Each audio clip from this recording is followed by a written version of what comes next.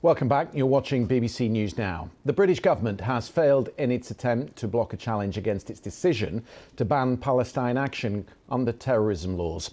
In a highly significant ruling, the Court of Appeal paved the way for the review of the ban before a High Court judge next month. Ministers then tried to stop the hearing from going ahead, arguing that Parliament had set out a specific and alternative process for appealing against banning orders. The ban, which started on the 5th of July, makes membership of or support for the Direct Action Group a criminal offence. Let's go live then to central London to our Home and Legal Affairs correspondent, Dominic Cassiani. Dominic, it's good to see you. A highly significant ruling. What happens next? Well, that's right, Christian. Highly significant ruling, and in the words of the co-founder, former founder rather, of Palestine Action, Huda Ramori, this attempt to curtail legal action, in her words, is spectacularly backfired.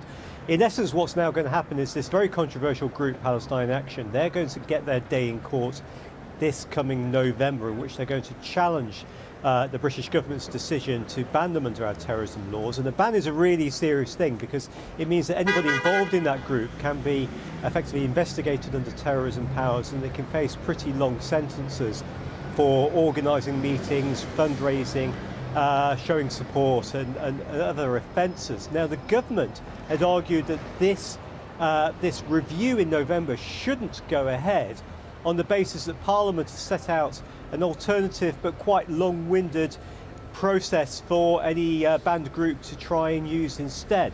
The High Court ruled today that wasn't, sorry, I beg your pardon, the Court of Appeal ruled today that wasn't good enough in a context where we've actually had hundreds of people protesting over the ban and willing to risk terrorism arrest for holding up signs saying they support the group.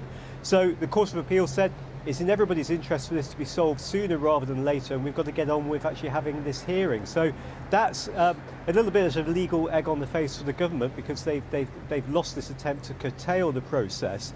But it will go ahead now in November, and it's at that hearing, critically, that the real arguments will be heard about whether or not Palestine Action crosses the bar to be defined as a terrorist group. Entirely separately to that, Christian, there are criminal proceedings going on against alleged members of the group who prosecutors say have been involved in very serious crimes, alleged break-ins to defence firms linked to Israel, where there have also been allegations of violence. Those cases are due to start later this year. So in essence, Dominic, the lawyers, or the court really agreed with the lawyers for Ms. Amori that the level of public support, the number of people that have come out to support the group, means that the ban should be immediately reviewed. Is it the weight of public support that has shifted the court?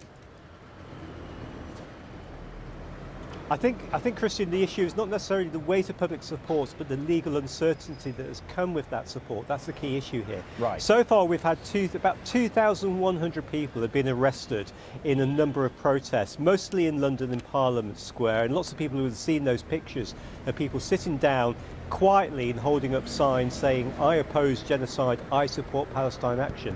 Now, all of those people have been arrested. About 170 of them so far have been charged with showing support for a banned group. Now, in the whole scheme of terrorism offences, those are pretty low-level offences. They can lead to a maximum of 6 months in jail. In practice, the penalties are normally less than that, because effectively it's a first offence and it's a pretty minor offence linked to a demonstration. But critically, we are facing potentially 400 trials of the batches of those people in the year to come. And clearly the judges want to have the lawfulness of the ban decided before those trials can go ahead. Because if the ban falls away, then you can't prosecute these 2,000 people. So everybody needs to have certainty as quickly as possible. Really interesting. Dominic Cassiani, thank you very much. The first long-acting jabs.